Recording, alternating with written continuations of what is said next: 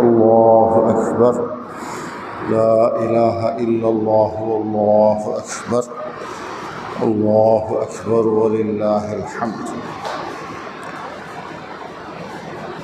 إن الحمد لله نحمده ونستعينه ونستغفره من يهده الله فلا مضل له ومن يضلل فلا هادي له ونشهد أن لا إله إلا الله وحده لا شريك له ونشهد أن محمدًا عبده ورسوله صلى الله عليه وعلى آله وصحبه وسلم تسليمًا كثيرًا كثيرًا أما بعد فقد قال الله تبارك وتعالى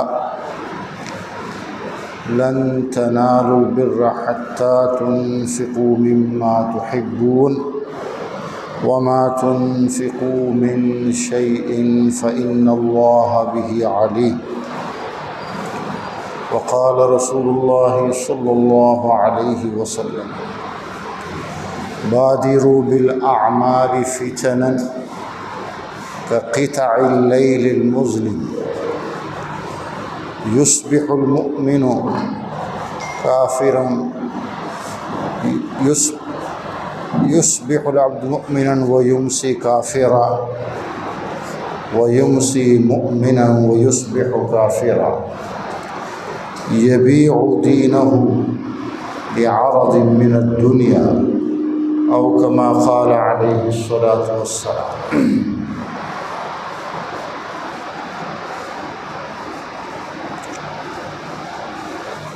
صحیح مسلم کی روایت ہے، نبی کریم صلی اللہ علیہ وسلم نے ارشاد فرمایا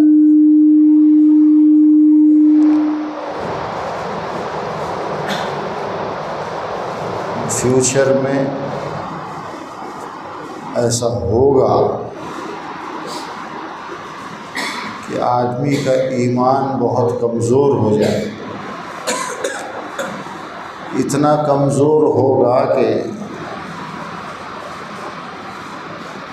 صبح کو تو ایمان ٹھیک تھا اور شام ہوتے ہوتے اس کا ایمان ختم ہو کر وہ کافر بن سکتا ہے. یصبح مؤمنا ویمسی کافرا.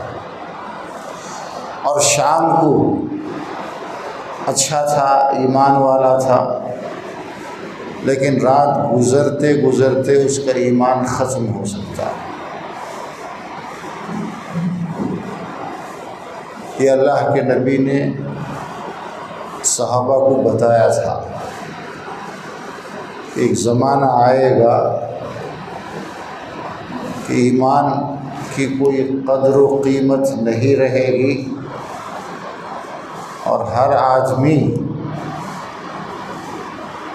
دنیاوی چیزوں میں اتنا ملوث ہو جائے گا، دوسری چیزوں کی محبت اتنی زیادہ ہوگی کہ اس کو ایمان کی فکر ہی نہیں رہے گی.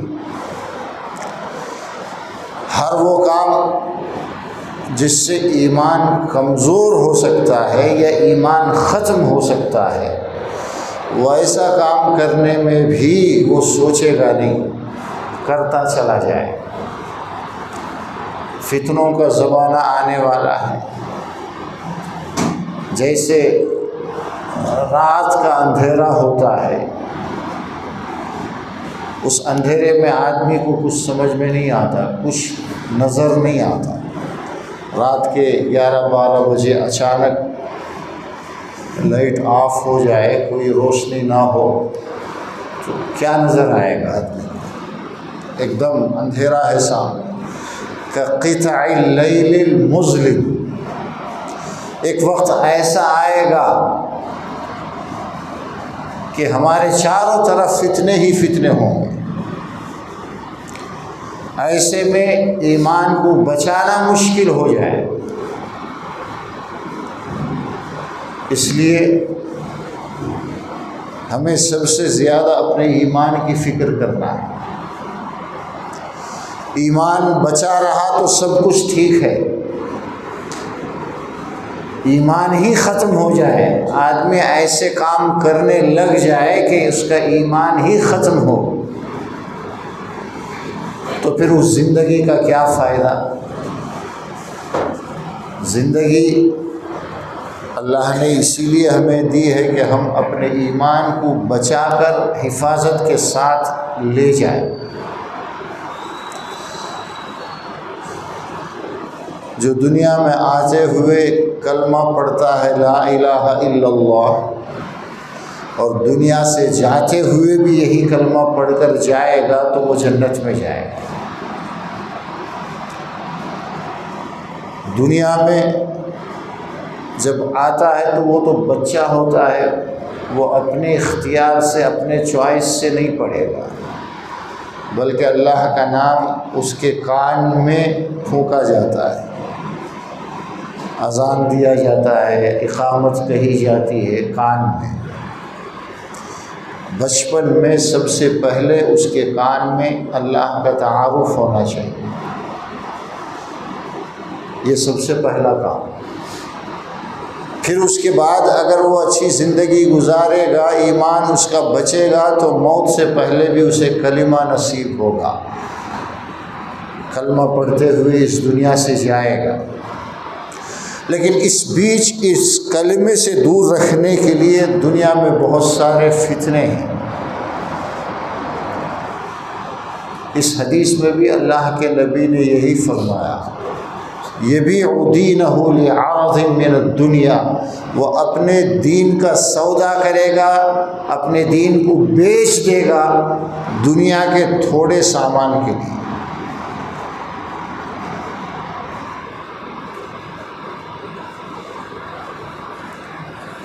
اس کا ہم روزانہ مشاہدہ کرتے ہیں۔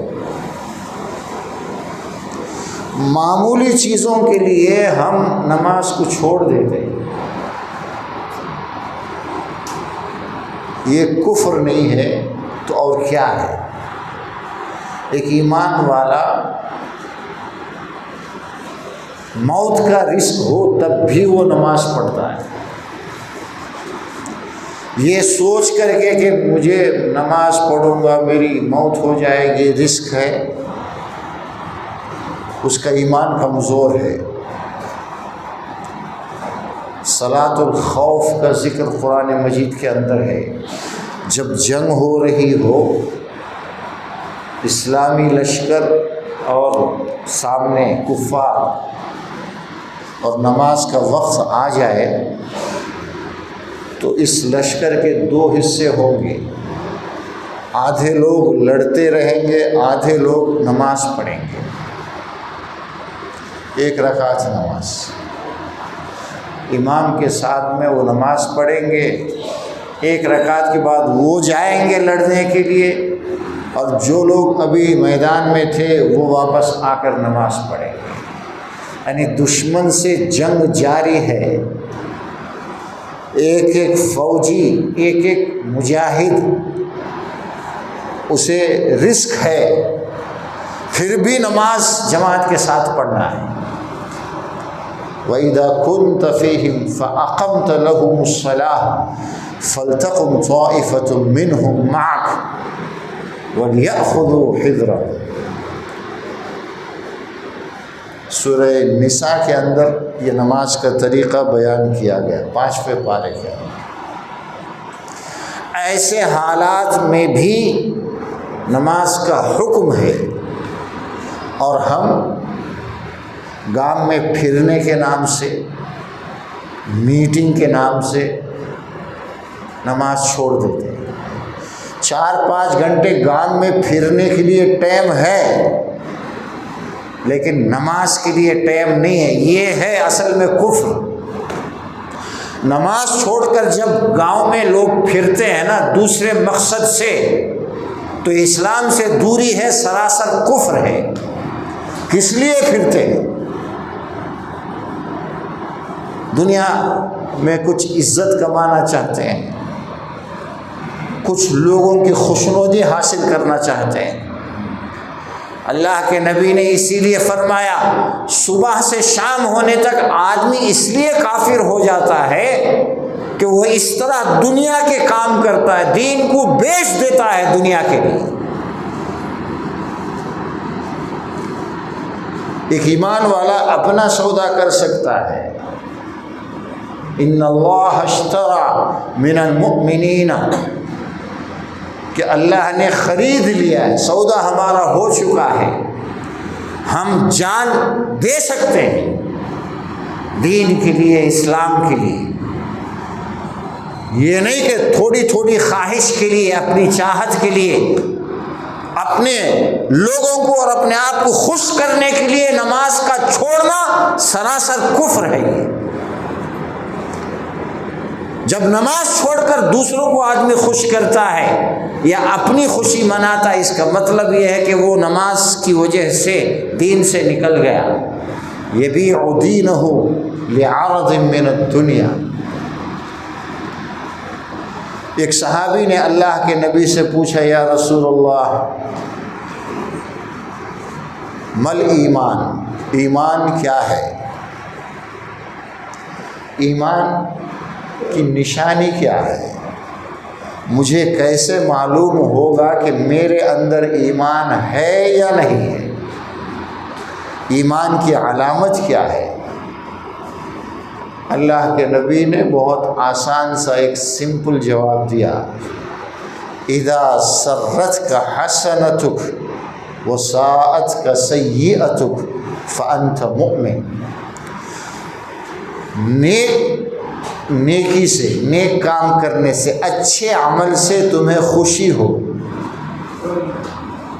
تمہارا دل نیک اعمال سے خوش ہو، وساءت کا سیئتک، اور کوئی غلطی ہو، کوئی گناہ کا کام ہو، کوئی مسٹیک ہو تو تمہارے دل کو تکلیف پہنچے۔ اچھے کاموں سے دل خوش ہوتا ہو، برے کاموں سے دل میں تکلیف ہوتی ہے، یہ ایمان کی علامت ہے۔ ہر آدمی اپنے بارے میں جان سکتا ہے کہ مجھے کھیل کود میں مزہ ہے یا کھیل کود چھوڑ کر نماز میں آنے میں مزہ ہے۔ کیا میں نماز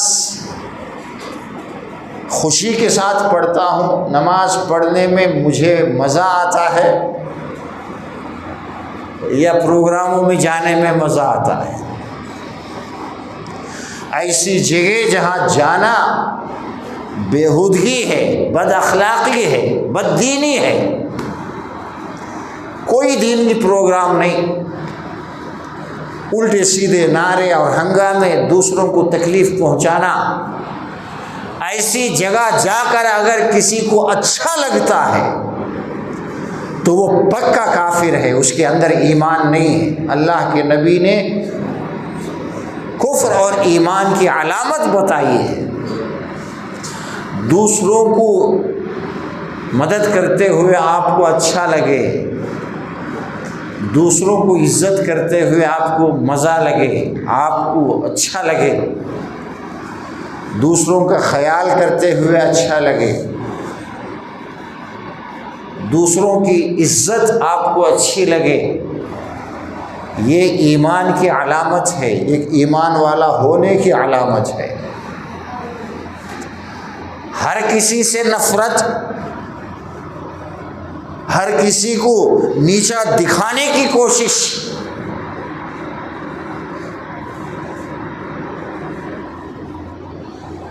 کسی انسان اور ایمان والے کے برا ہونے کے لیے اتنا کافی ہے۔ ان یحقر اخاہ المسلم، اللہ کے نبی نے یہ فرمایا، اپنے کسی بھی ایمان والے بھائی کو اپنے سے کم تر سمجھے، کہ ان چھوٹا میں بڑا، کسی بھی ایمان والے کے بارے میں یہ خیال آتا ہے تو یہ جو سمجھ رہا ہے اپنے آپ کو یہ بہت برا آدمی ہے، اللہ کے نزدیک بڑا حقیر ہے، صرف سمجھنے سے ہی برا ہے۔ اب جو کسی کے گھر کے سامنے جا کر اسے بے عزت کرنے کی کوشش کرنے والا وہ کتنا بڑا برا انسان ہے، کتنا حقیر انسان ہے، آپ سوچ سکتے ہیں۔ دل میں سوچنے سے ہی آگے والا میرے سے کمتر ہے، میں اس سے بڑا ہوں، دل میں سوچے گا، یہ بہت بری بات ہے، ان خود حقیر ہو جائے گا، ان بہت چھوٹا ہو جائے گا۔ حدیث کے الفاظ ہیں کہ برا ہونے کے لیے کافی ہے، دل میں سوچنے سے جب برا ہو جائے گا، اس کے پاس جا کر اسے بے عزت کرنے کی کوشش کرنا، اسے ستانا، پریشان کرنا، ان کتنا بڑا کمینہ ہے جو یہ کر رہا ہے۔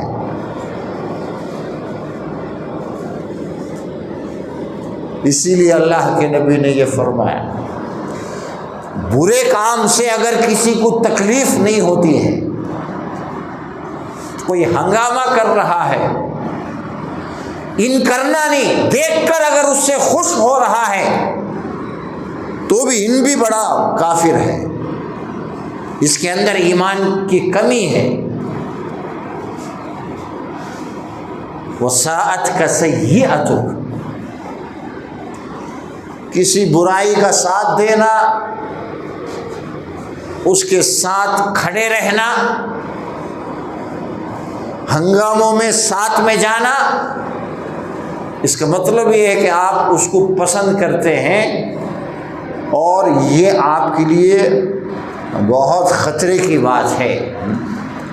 آدمی لمٹ کراس کر رہا ہے، تو اللہ کے نبی نے بہت آسان سے بتا دیا کہ تمہارا ایمان ہے یا نہیں ہے، تم ایمان والے ہو یا نہیں ہو۔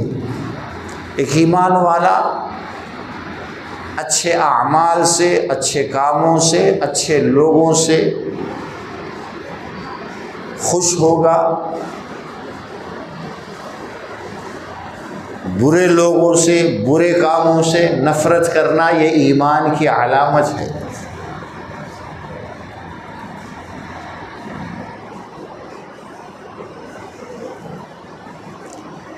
ایک ایمان والا ہو کر ایک عام ایمان والے سے، ایک عام مسلمان سے کبھی نفرت نہیں کر سکتا ہے۔ نفرت اس کے ایمان کو کمزور کر دیتی ہے۔ اسی لیے یہ کہا گیا کہ ہمیں سب سے بڑی جو محنت کرنا ہے وہ اپنے ایمان کی حفاظت کرنے کی کرنا ہے۔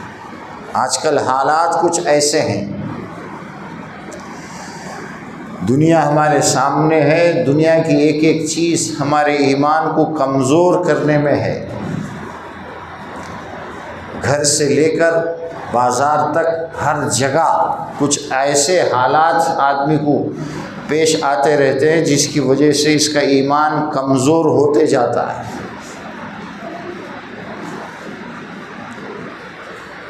اپنے ایمان کو بچانا، اپنے ایمان کو مضبوط رکھنا، یہ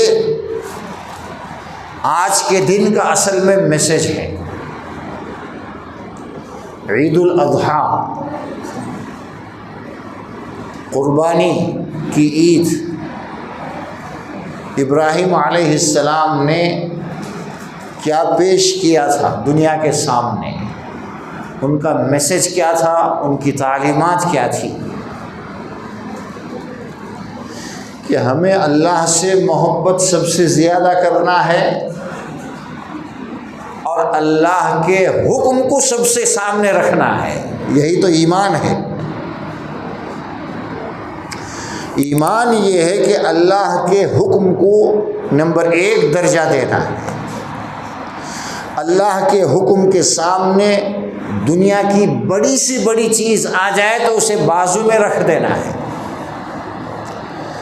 انی اری فی المنام انی اذبحک فانظر ماذا تری، کیا فرمایا تھا ابراہیم علیہ السلام نے اپنے چھوٹے بیٹے اسماعیل سے کہ میں یہ دیکھ رہا ہوں کہ میں تجھے ذبح کر رہا ہوں، یعنی اللہ مجھے یہ حکم دے رہا ہے کہ میں تمہیں ذبح کروں، سگے بیٹے کا گلا کاٹنا ہے، یہ حکم ہے، یہ اللہ کا حکم ہے، یہ ایمان ہے۔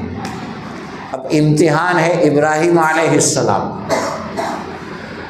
ہم آپ ہوتے یہ تو بہت بڑا امتحان ہے، یہ تو کوئی سوچ بھی نہیں سکتا ہے۔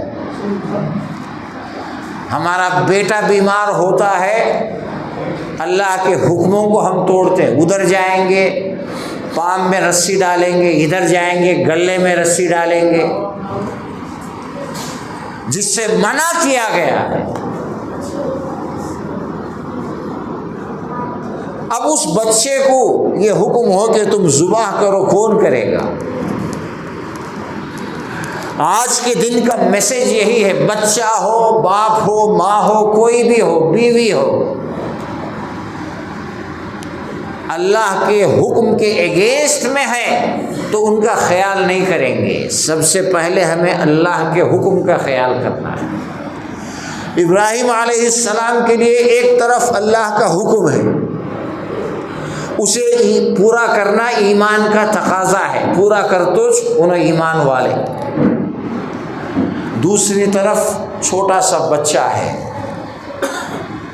جو 90 سال کے بعد پیدا ہوا، بوڑھی عمر کے اندر، اور خوبصورت بچہ، اس کا گلا کاٹنا ہے، کتنا بڑا امتحان ہے۔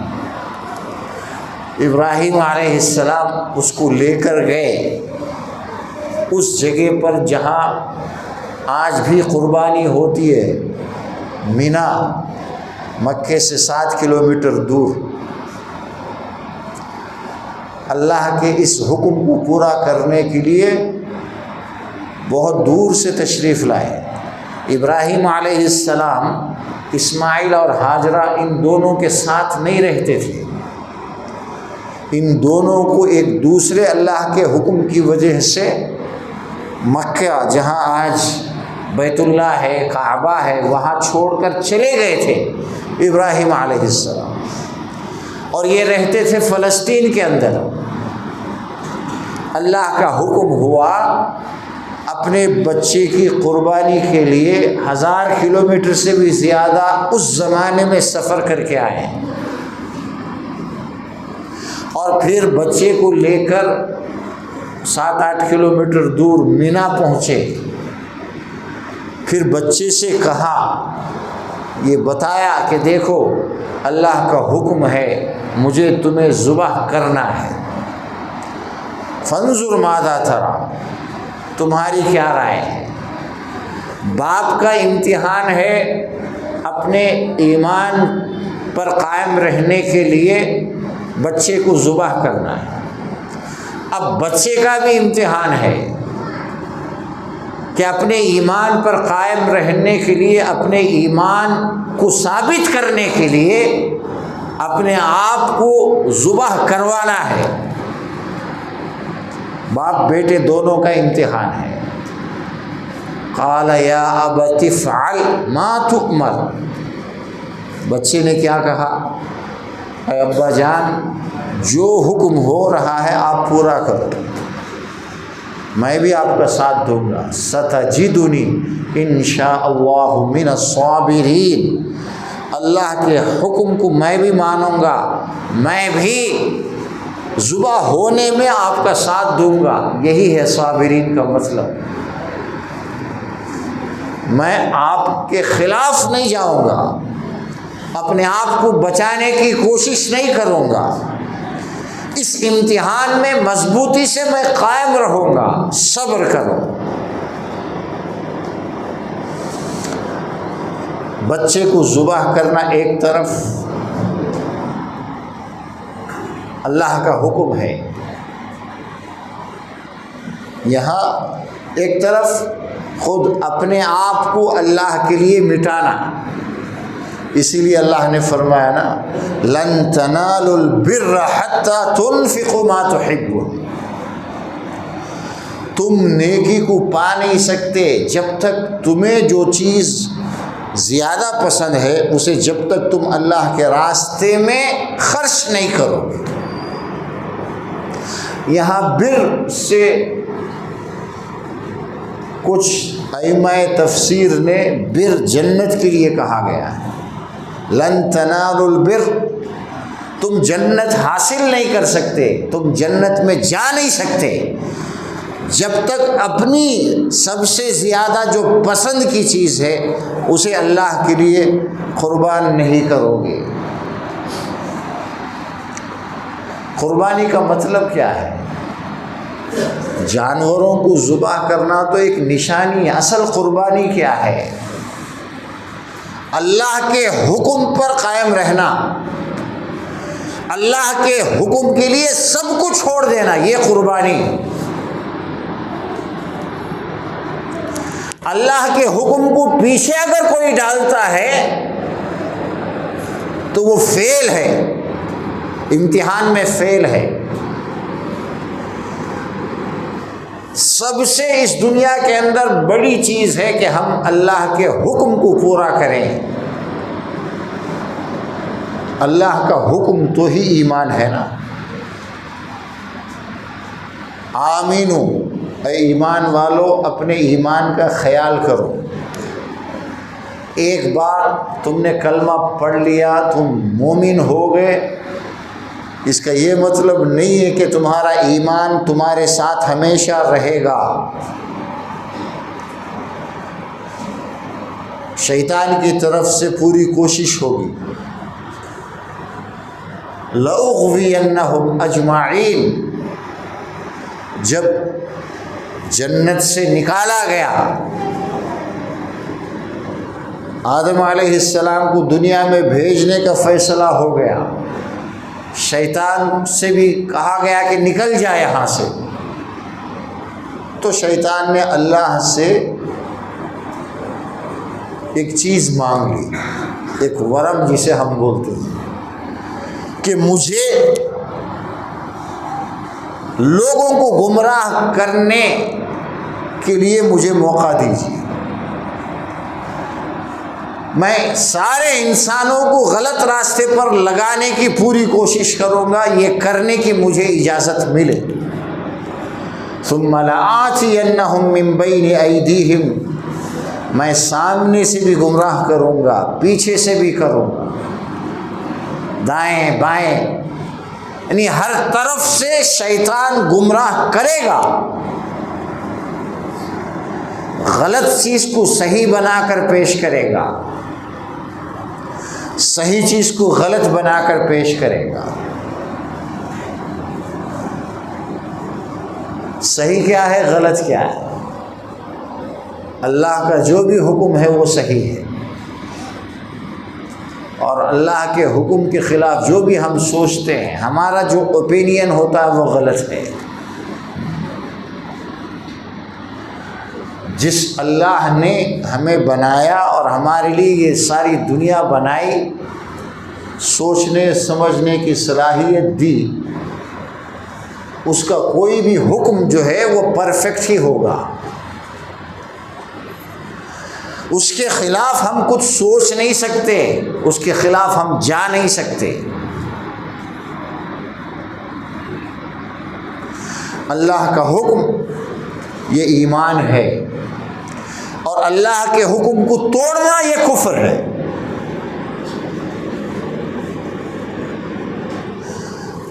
ابراہیم علیہ السلام کے سامنے اللہ کا حکم تھا کہ اپنے بچے کو ذبح کرو، اگر نہیں کرتے تو کوئی پوچھنے والا نہیں تھا، کسی اور کو نہیں معلوم تھا نا۔ خواب میں یہ حکم دیا گیا، خواب میں اللہ نے دکھایا، اور نبیوں کا خواب سچ ہوتا ہے۔ کئی بار دیکھنے پر آپ کو بات سمجھ میں آ گئی کہ اللہ جو ہے میرے اسماعیل کو اس کے راستے میں قربان کروانا چاہتا ہے، تیار ہو کر نکلے، بچے کو ساتھ میں لے کر آگے بڑھے، ذرا نہیں سوچا کہ میں کیسے پورا کروں، یہ میرا بیٹا ہے، چھوٹا سا بچہ ہے 7-8 سال کا بچہ، فلما بلغ معه السعی، ابھی وہ چلنے کھیلنے کودنے کی عمر کو پہنچے تھے۔ بچپن میں تو 2-3 سال تک تو بچہ بہت گود میں ہوتا ہے، چل بھی نہیں سکتا، دوڑ نہیں سکتا، لیکن یہ تھوڑے بڑے ہو گئے تھے۔ جیسے جیسے بچہ بڑا ہونے لگتا ہے محبت اور بھی زیادہ بڑھ جاتی ہے۔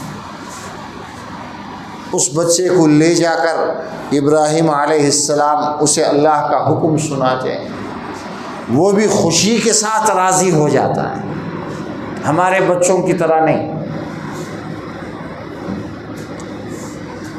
رات کو جاگنا بری بات ہے، کتنا بھی سمجھاؤ، کتنا بھی، بچوں کے سمجھ میں ہی نہیں آتا ہے۔ اللہ کے نبی کی بات، دین کی بات، بڑوں کی بات سب پیچھے ڈالتے ہیں، کیونکہ گھسا ہوا ہے نا، کفر گھسا ہوا ہے۔ ایمان اندر ہوتا تو مان لیتے، ایمان کے لیے جگہ نہیں ہے ہمارے بچوں کے اندر، ہر کام ہر ایکٹیویٹی کفریہ ہے، بازار میں کھڑے رہیں گے بلا وجہ، کتنا بھی سمجھاؤ کسی کے سمجھ میں نہیں آئے گا، گھر میں نہیں رہیں گے، دوسروں کے پاس جا کر گھنٹوں گھنٹوں وقت گزاریں گے، کیا ہے یہ؟ کھلا کفر ہے، اللہ کی نافرمانی، اللہ کے نبی کی نافرمانی، اپنے ماں باپ کی نافرمانی، سب کو آپ تکلیف دے کر، سب کو آپ اپنے سے ناراض کر کے کیسے خوش ہوگا؟ بڑا ہو کر جو ٹھوکریں کھاتا ہے نا دنیا میں، نہ کام ملتا ہے نہ عزت میں، اسی وجہ سے بچپن سے جو ستاتے رہتا ہے، ماں باپ کی نافرمانی کرتے رہتا ہے، کما تدین و تدان، اس کے ساتھ وہی ہوگا، ادھر ادھر بھٹکتا پھرے گا، دنیا میں عزت نہیں ملے گی، کام نہیں ملے گا، ملے گا بھی تو اس سے صحیح کام نہیں ملے گا۔ جوانی کی ابتدا سے آدمی کو بہت سدھر کر رہنا چاہیے، ایسے میں ان کو دینی تعلیم کی بہت ضرورت ہے۔ آج کل ایمان کا ہمیں سب سے زیادہ خیال کرنا ہے، لیکن ایمان کیا ہے یہی ہمیں نہیں معلوم ہے نا۔ کتنے لوگ ہیں جو ایمان کو سمجھنے کی کوشش کرتے ہیں۔ ایمان اور اسلام ایک ایسا سبجیکٹ ہے جسے ہر ایمان والے کو سمجھنا ہے، سمجھے گا تو ایمان والا ہے، نہیں سمجھے گا ایک جانور کی زندگی گزار کر اس دنیا سے جائے گا، کچھ حاصل نہیں ہوگا۔ اسی لیے ایک حدیث میں بتایا گیا نا کہ جو یہ جان لے، جسے اس بات کا نالج ہو جائے کہ اللہ کے سوا کوئی معبود نہیں ہے، یہاں لفظ کہنے کا نہیں ہے، بہت ساری حدیثوں میں یہ لفظ، یہ ورڈ آیا ہے کہ جو لا الہ الا اللہ پڑھے گا وہ جنت میں جائے گا۔ ایک حدیث میں لفظ یہ بھی آیا ہے جو یہ سمجھے گا، جو یہ جان لے گا، جسے اس بات کا نالج ہو گیا کہ اللہ کے سوا کوئی عبادت کے لائق نہیں ہے، دنیا میں صرف اللہ ہی عبادت کے لائق ہے، اسی ایک کی عبادت کرنا ہے، یہ بات کسی طرح کسی کے سمجھ میں آ گئی، کسی کو اتنا نالج آ گیا تو وہ ضرور جنت میں جائے گا۔ ہم سب کی یہ ذمہ داری ہے کہ ہم خود بھی توحید کو سمجھے، اللہ ایک ہے، لا الہ الا اللہ کا کیا مطلب ہے، رب العالمین، الحم کا سورہ ہم جب پڑھتے ہیں الحمدللہ رب العالمین، پہلی آیت ہے، تمام تعریفیں اس اللہ کے لیے ہے جو سارے عالموں کا رب ہے۔ اس ایک آیت کو سمجھے آدمی، حمد تعریف تعریف کے لائق، سب کچھ اسی نے کیا ہے تو تعریف اسی کی ہوگی۔ آسمان اسی نے بنایا، زمین اسی نے بنایا، زمین کے اندر جتنے خزانے ہیں سب اسی نے رکھا ہے، ایک ایک مخلوق اللہ نے ہی بنایا۔ وَمَا تَسْقُطُ مِن وَرَقَةٍ إِلَّا يَعْلَمُهَا، کسی ایک درخت کا ایک پتا سوکھ کر جو گرتا ہے وہ بھی اس کے نالج میں ہوتا ہے۔ دنیا بھر میں کتنے جھاڑ ہیں، کتنے درخت ہیں، ایک ایک درخت میں کتنے پتے ہیں، کون سا پتا کب جھڑے گا، یہ سب اللہ کے علم ہے۔ ہم جو کھا رہے ہیں ایک ایک چیز اللہ نے بنائی ہے وداؤٹ اینی سائنٹیفک طریقے سے۔ آپ ایک بیج ڈالتے ہیں بہت سارے پھل نکل آتے ہیں، یہ کوئی سائنٹیفک کوئی سمجھا نہیں سکتا۔ مٹی کے اندر آپ نے دبا دیا اور اناج کی شکل میں سب کچھ نکلتا ہے۔ یہ کون کر رہا ہے؟ کسی اور میں ہے کرنے کی طاقت؟ ساری دنیا مل کر ایک دھان کا دانہ بنا سکتے ہیں کسی فیکٹری بنا کر؟ پانی کا کوئی متبادل ہے کہ پانی ختم بھی ہو جائے تو دھوکہ نہیں ہے، زندگی رہے گی؟ کوئی ہے ایسا متبادل پانی کی جگہ کوئی اور چیز؟ اس لیے کہ قرآن میں بتایا گیا کہ ہر جاندار کی زندگی پانی پر منحصر ہے۔ ہوا، آکسیجن جو آپ لے رہے ہیں یہ تو مین ہے، اس کے بعد پانی سب کچھ ہے۔ پانی ختم ہو جائے زندگی ختم ہو جائے گی۔ تو کیا پانی کا ایک قطرہ ہم بنا سکتے ہیں؟ کسی فیکٹری میں تیار ہو سکتا ہے؟ مجھے، آپ کو اور بڑے بڑے سائنٹسٹ جتنے بھی ہیں اور دنیا کے بڑے بڑے پاور والے حاکم، سب کو اسی اللہ نے بنایا۔ جن جانوروں کا ہم گوشت کھاتے ہیں ان کو بھی اسی اللہ نے بنایا۔ وہ جو کچھ کھاتے ہیں ان کی جو غذا ہے وہ بھی اللہ نے بنایا۔ جانور کو ہم ذبح کرتے ہیں جو اوزار ہے وہ بھی اللہ نے کچھ مادہ دیا جس سے ہم نے بنایا۔ چاقو چھری بنتی ہے آئرن سے، آئرن مٹی سے نکلتا ہے، اللہ نے بنایا۔ ہم نے کچھ نہیں بنایا، اس لیے ہم کسی تعریف کے لائق نہیں۔ ہم اس سے مراد دنیا کا کوئی بھی انسان، چاہے وہ جتنی بڑی پوزیشن پر ہو، اس کی سروائیول کے لیے اللہ کا وہ محتاج ہے، اسے زندہ رکھ رہا ہے اللہ تبارک و تعالی۔ جب چاہے گا اس دنیا سے لے جائے گا، اس کا سارا پاور، سارا مال رہ جائے گا۔ اس لیے تعریف کے لائق اللہ کی ذات ہے۔ الحمدللہ۔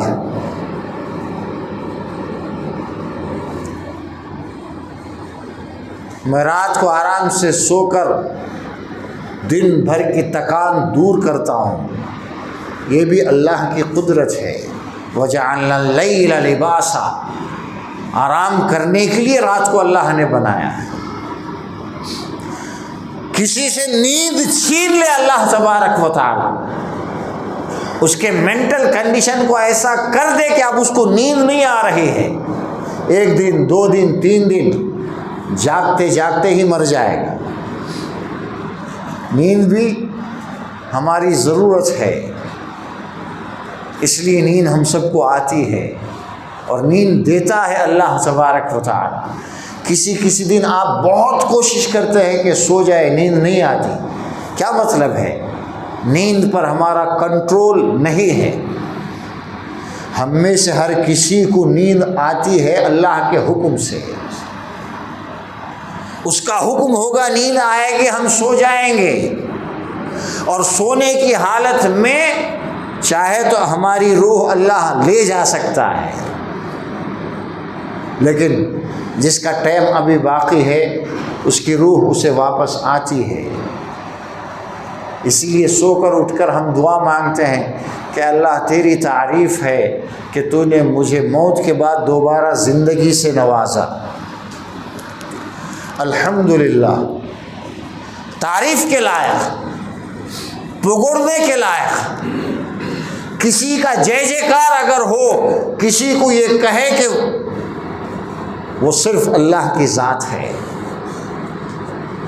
اس لیے خوشی کے موقع پر، کامیابی ملے، کوئی خوشی کا موقع ہو، خاص کر 2 عید ہمارے جو ہیں، ہمارا نعرہ کیا ہوتا ہے؟ اللہ اکبر۔ جتنی آپ کو خوشی ملے اتنا اللہ کے بارے میں سوچنا ہے کہ یہ خوشی اسی نے دی ہے۔ اس کا نام لینے کے بجائے ہم دنیا والوں کے نام لینے لگ جائیں، اس کا مطلب یہ ہے کہ ہم راستہ بھٹک رہے ہیں، غلط ٹریک پر ہیں، اور اس غلط راستے پر چلتے چلتے کب ہمارا ایمان دور ہو جائے گا نہیں پتہ ہے۔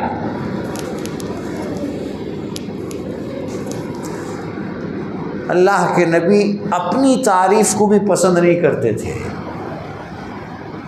ایک شادی میں آپ شرکت کے لیے گئے، چھوٹی بچیاں کچھ پدیما انا کے نعت وغیرہ قصے گا رہی تھی۔ ایک بچی نے کہا کہ ہمارے نبی غیب جانتے ہیں، ما فی غدن، کل کیا ہوگا یہ ہمارے نبی جانتے ہیں۔ اللہ کے نبی نے سنا، فوراً روکا، منع کیا کہ یہ مت کہو، میری اتنی ہی تعریف کرو جتنا کہ میں ہوں،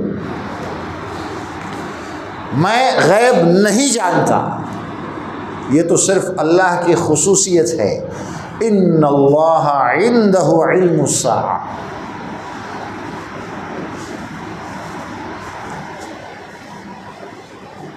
فرشتہ، موت کا فرشتہ بھی ہے، ملک الموت، اللہ کے حکم سے ہم میں سے جب بھی کسی کا وقت پورا ہوتا ہے وہی فرشتہ آ کر ہماری روح قبض کرتا ہے،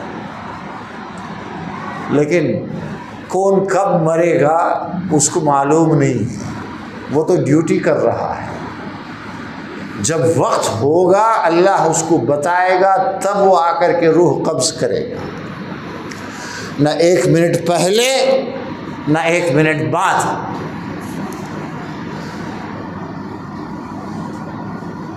سارے فرشتوں کا یہی حال ہے۔ جس فرشتے کی اللہ نے جو ڈیوٹی لگایا ہے وہ اسی پر گامزن ہے، یعنی اللہ کی ڈیوٹی پورا کرنا ہی تو ایمان ہے۔ فرشتوں کا ایمان اسی لیے پکا ہے کہ وہ ایک ایک ڈیوٹی پورا کرتے ہیں۔ لا یعصون اللہ ما امرہم، قرآن میں اللہ نے ان فرشتوں کے بارے میں یہ فرمایا کہ وہ اللہ کے حکم کے خلاف ذرہ برابر نہیں کرتے ہیں، وہ اللہ کے حکموں کو برابر پورا کرتے ہیں، اسی لیے وہ فرشتے ہیں۔ ہمیں اللہ نے چوائس دیا ہے، ہم اپنی مرضی سے اللہ کے حکم کو پورا کرنے کی صلاحیت، طاقت اللہ نے ہمیں دی ہے۔ چاہے تو ہم اپنی مرضی سے، اپنی ول سے اللہ کے حکم کو پورا کریں، چاہے تو نہ کریں۔ کریں گے تو ہم ایمان والے ہیں، نہیں کریں گے تو ہم اللہ کو نہ ماننے والوں میں شامل ہوں گے۔ 2 ہی بات کا تو فرق ہے نا، ماننا، عمل کرنا، یہ ایمان ہے، نہ ماننا اور عمل نہ کرنا یہ کفر ہے۔ جو اللہ کی بات سن کر اسے اللہ کا حکم سمجھ کر اس پر عمل کرتا ہے وہ مومن ہے۔ جو سنتا ہی نہیں ہے، نہ ماں باپ نے اسے ایسی جگہ بھیج کر دینی تعلیم دلوائی جہاں دینی تعلیم ہوتی، بچپن سے ہی نرسری، پھر یہ پھر وہ، وہاں کچھ انتظام نہیں ہے. اسے سیدھا بولنا آیا نہیں، 3 برس کے بچے کو لے جا کے اسکول میں ڈالے. وہ بچہ اسی ماحول میں بڑا ہوگا. اس بچے کو سمجھاؤ نماز کے لیے جانا ہے، کبھی آئے گا بھی جمعے کو یا عید کو اخیر میں آئے گا، پہلے وقت میں آنا نہیں ہے. نہ تعلیم دلائی، نہ تربیت کی. بہت ساری چیزوں کے لیے ہمارے پاس وقت بھی ہے، پیسہ بھی. ایک ایک چیز بچہ کھیلتا ہم کو تو اسے 100 لاکھ دیتا ہے. کرکٹ کا سامان لاکھ دیتا، والی بال. جیسے دوسرے بچے کو دیکھ کر یہ بچہ جا کر کہتا ہے ہر ایک چیز مہیا کرے گا اپنی ذمہ داری سمجھ کر. لیکن اس بچے کو ایمان بتانا ہے، ایمان سمجھانا ہے، جس پر اس کی زندگی کے سکسیس اور فیلیور سارا اسی پر دار و مدار ہے.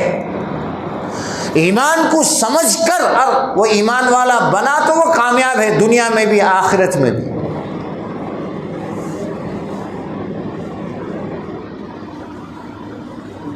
اور ایمان کو نہیں سمجھتے ہوئے اس دنیا سے گیا. اللہ کا حکم کیا ہے پورا کرنا تو بعد میں، پہلے معلوم تو ہو کہ اللہ کا حکم کیا ہے.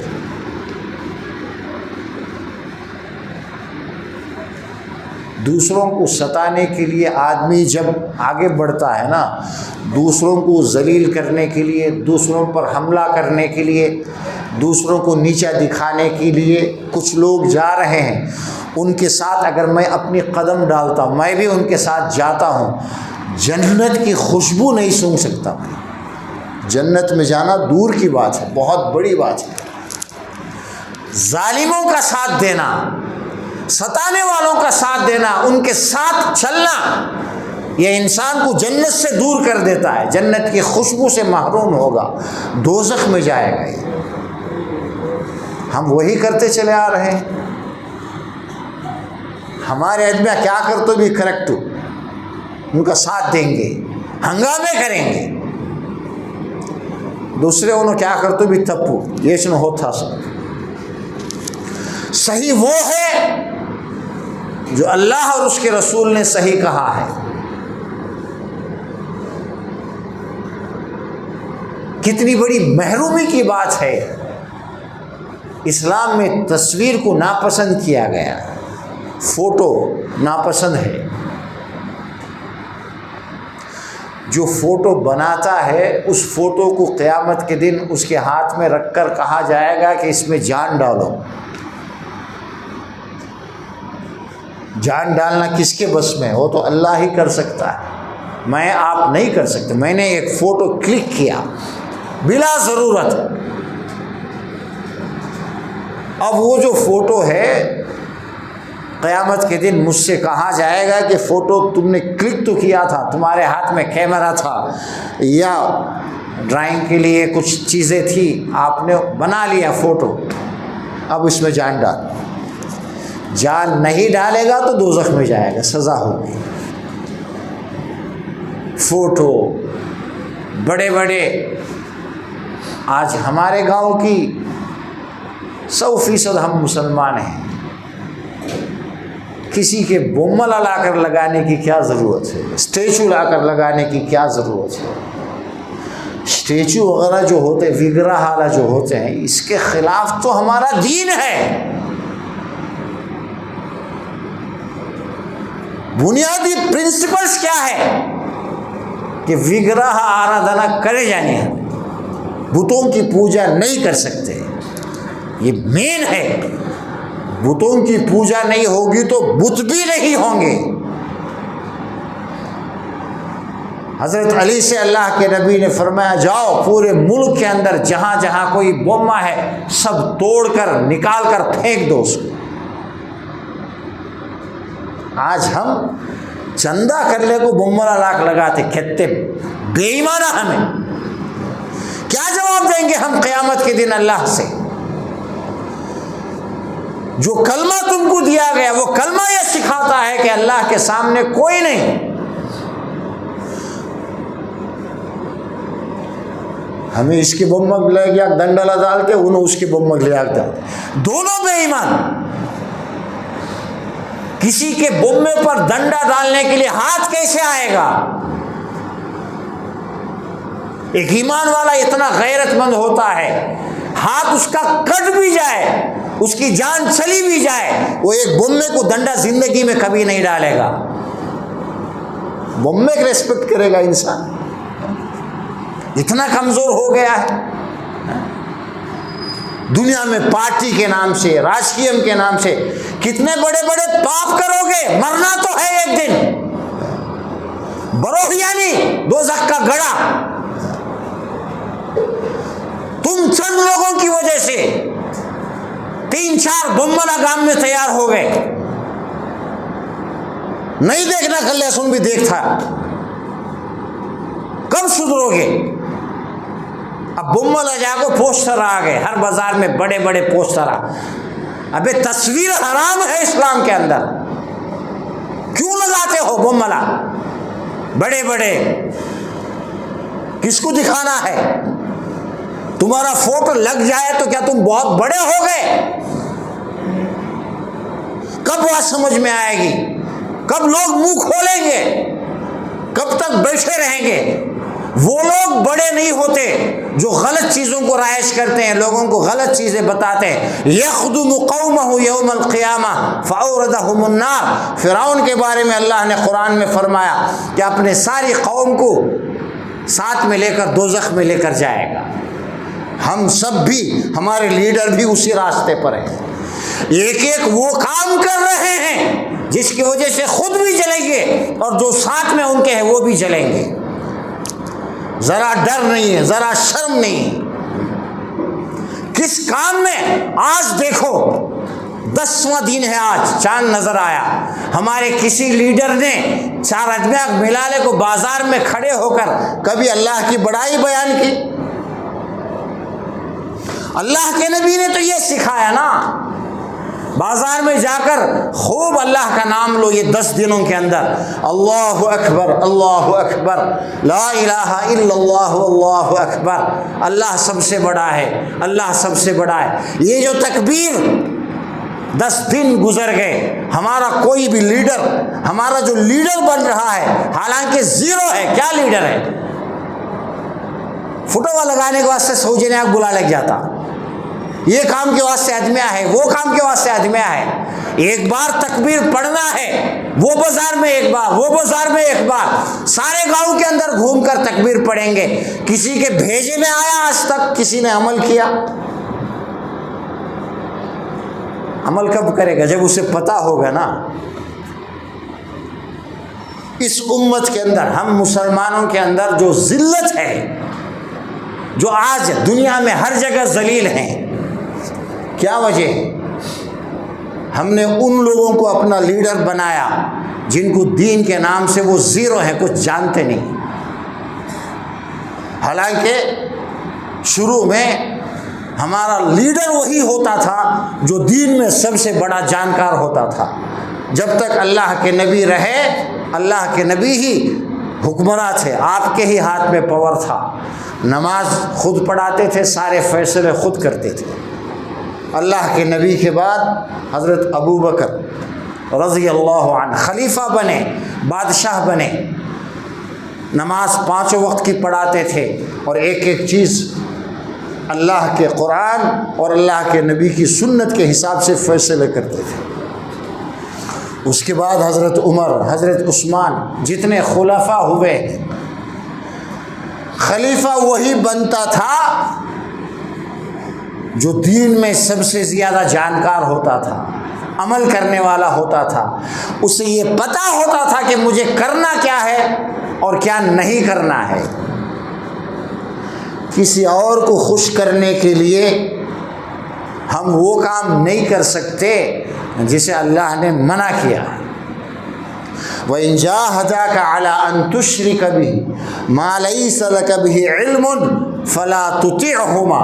اگر تمہارے ماں باپ کوئی ایسا غلط کام جو شرک کے زمرے میں آتا ہے، زبردستی تم سے کرانا چاہے،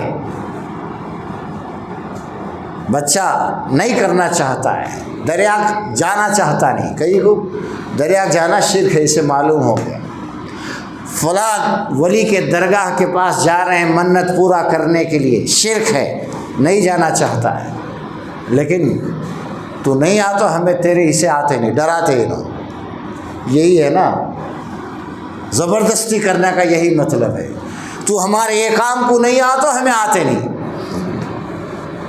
اللہ نے کیا فرمایا؟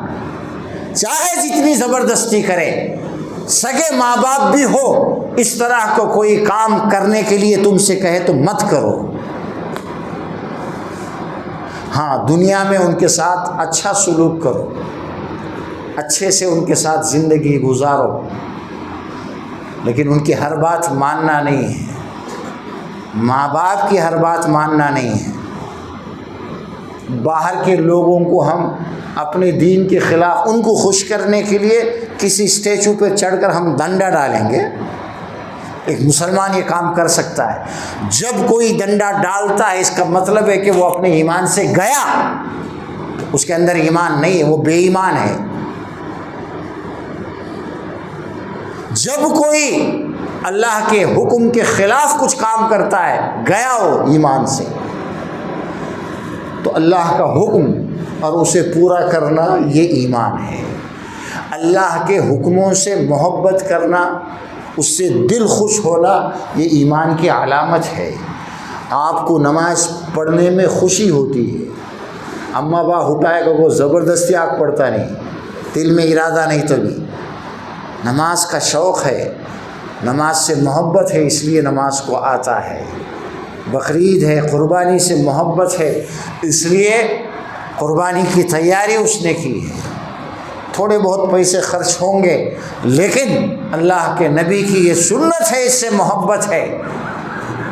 آدمی محبت میں کیا کیا کرتا ہے دنیا کے اندر، وہ ساری محبتیں اس ایک محبت کے سامنے زیرو ہیں۔ ہمیں سب سے پہلے اللہ اور اس کے رسول کی محبت سب سے زیادہ ہونا چاہیے، یہ ایمان ہے۔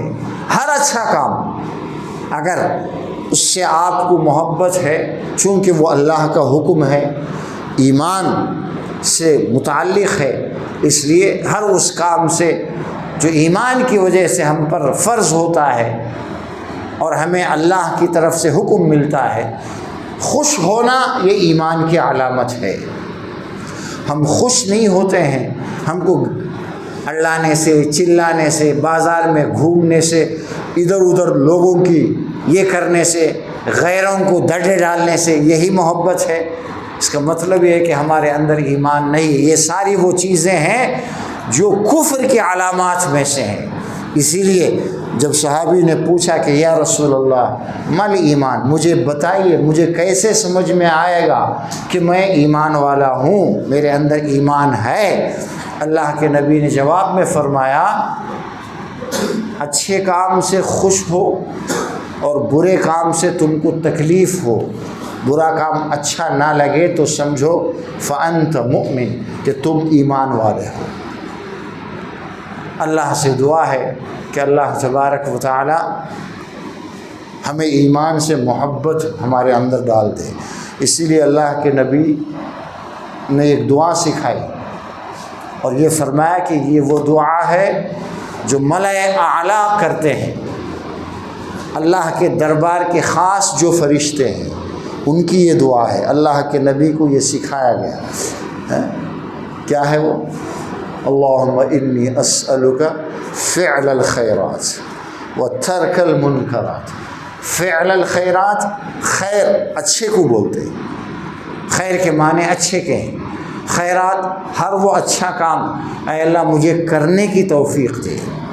وہ ترک المنکرات، منکرات کہتے ہیں برے کام، اے اللہ مجھے ہر برے کام کو چھوڑنے کی توفیق دے۔ وہ حب المساکین، غریبوں سے، کمزوروں سے، جو ویکر سیکشن ہے ان سے محبت کرنے کے اللہ توفیق دے، میرے دل میں غریبوں کی محبت ڈال۔ وہ ترکل وحب المساکین وان تغفر لی وترحمنی، اے اللہ تو میرے ساتھ رحم کا معاملہ فرما، میرے گناہوں کو معاف فرما۔ وَإِذَا أَرَدْتَ فِتْنَةَ قَوْمٍ فَتَوَفَّنِي غَيْرَ مَفْتُونٍ، یہ خاص دعا کرتے تھے، اے اللہ تو کسی قوم میں کسی جگہ کچھ لوگوں کو امتحان لے کر فیل کرنا چاہے، فتنے میں ڈالنا چاہے، آج کل فتنے میں ہی تو سب ہے نا، اے اللہ مجھے یا تو اس فتنے سے دور رکھ، بچا، یا مجھے موت دے دے۔ یہ دعا ہے اللہ کے نبی کی۔ غلط کام کرنے سے تو اچھا ہے کہ مر جائے انسان۔ وَإِذَا أَرَدْتَ فِتْنَةَ قَوْمٍ فَتَوَفَّنِي غَيْرَ مَفْتُونٍ، اس فتنے کے اندر، اس برائی کے اندر مجھے جانے سے پہلے یا اللہ تو میری موت، میری زندگی ختم کر دے۔ اتنا آسان نہیں ہے، زندگی کا بھی رزق ہو تو آدمی کو غلط راستے پر جانا ہی نہیں چاہیے۔ جو کام غلط ہے وہ غلط ہے، اسی ایک غلط کام کی وجہ سے ہو سکتا ہے ہم ایمان سے محروم ہو جائے اور ہم سارا برباد ہو جائے۔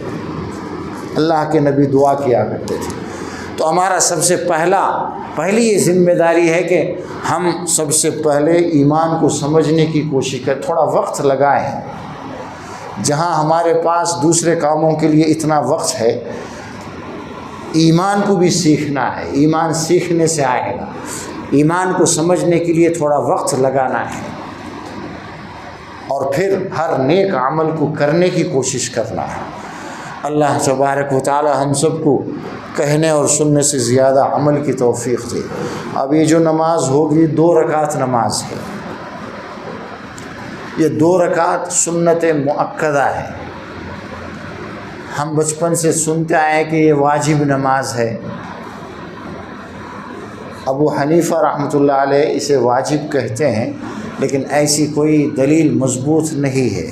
باقی سارے ائمہ کے نزدیک، امام شافعی اور امام مالک رحمۃ اللہ علیہ، اکثر صحابہ کرام، یہ سنت نماز ہے۔ ہمارے نبی نے اسے اپنے طور پر ادا کیا ہے، اور اس نماز کے اندر عام نمازوں کی طرح ہی ہے، لیکن تھوڑا سا فرق ہے۔ اس نماز میں کچھ تکبیریں زیادہ ہیں۔ پہلی رکعت کے اندر اللہ اکبر، آپ نے رکعت باندھ لیا، اب چاہیں تو آپ ثنا پڑھ لیتے ہیں، سبحانک اللہم۔ اس کے بعد 7 تکبیر ہے، 7 اللہ اکبر، دونوں ہاتھ اٹھانا چھوڑنا، پھر اللہ اکبر، تھوڑا وقفہ ہونا چاہیے، ایک تکبیر دوسرے تکبیر کے بیچ میں تھوڑا گیپ، اللہ اکبر، ویسا 7 تکبیر کہیں گے۔ 8ویں بار جب آپ اللہ اکبر کہتے ہوئے رکوع میں جائیں تو پہلی رکعت کے اندر 7 تکبیر زیادہ۔ دوسری رکعت میں دوسرا سجدہ کر کے جیسے ہی ہم اٹھتے ہیں اللہ اکبر کہہ کر، اسی وقت 5 تکبیر زیادہ کہنا ہے، اللہ اکبر اللہ اکبر، بس یہی ڈیفرنس ہے۔ باقی 2 رکعت جیسے جمعے کی نماز ہوتی ہے، قرات زور سے ہوگی، ہم قرات سنیں، قرات جب ہو رہی ہو تو پیچھے سے پڑھنے کی ضرورت نہیں ہے، اور پھر اسی طرح 2 رکعت پوری ہوگی۔ 2 رکعت کے بعد 2 خطبے ہوں گے۔ عید میں خطبے جو ہے نماز کے بعد ہوتے ہیں، عید میں ان خطبوں کو غور سے سنیں، بس یہی عید کی نماز ہے۔ خطبوں کے بعد بیٹھ کر جو لمبی لمبی دعائیں مانگتے ہیں، یہ اس کی بھی کوئی اصل نہیں ہے۔ اصل تو خطبہ ہے، اور خطبے میں بھی دعا ہو جاتی ہے۔ خطبے میں، دوسرے خطبے میں، پہلے خطبے میں دعا ہوتی ہے، لیکن دعا کر لیتے ہیں تو کوئی اس کی بات نہیں ہے۔ اصل جو ہے وہ خطبوں کے ساتھ نماز ختم، اس کے بعد اپنے اپنے گھر واپس جانا ہے، اس راستے سے نہیں، دوسرے راستے سے تکبیر پڑھتے ہوئے، اور یہ تکبیر اور 3 دنوں تک چلتی رہے گی۔ ہر موقع پر، ہر ایکٹیویٹی میں، آپ بازار جائے، دکان جائے، کسی سے ملے، ضرور تکبیر پڑھا کریں۔ دوسرے نعرے ہم بہت لگائے ہیں، سارا گاؤں مل کر، یہ پارٹی نہیں اس کا، وہ پارٹی نہیں اس کا، سارا گاؤں مل کر پورے گاؤں کے اندر اللہ اکبر زور کے نعروں کے ساتھ ایک چکر لگائے پورا، کیا ماحول ہوگا، کتنا فائدہ ہوگا، آپ کبھی یہ بھی سوچو۔ سب جنوں مل کر نکلنا پورے، کبھی بھی کسی بھی نماز کے بعد کبھی بھی، اور اللہ اکبر کے نعرے لگانا، یہ تکبیر ہے، یہ اللہ کی شان ہے۔ یہی چیز آپ کو مکے میں نظر آئے گی، جو لوگ حج پہ گئے ہیں ہر جگہ یہی ماحول ملے گا، سارے لوگ یہی تکبیر کہتے ہیں۔ چلو نماز شروع کرتے ہیں۔